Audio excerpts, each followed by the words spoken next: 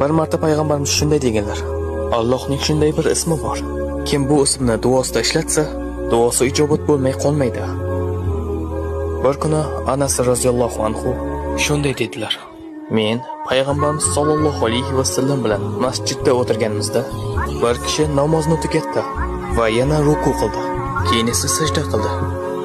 U sajda qilib bo'lgach shunday dedilar: اللهم إني أسألك بأني أشهد أنك أنت الله لا إله إلا أنت الأحد الصمد الذي لم يلد ولم يولد ولم يكن له كفوا أحد.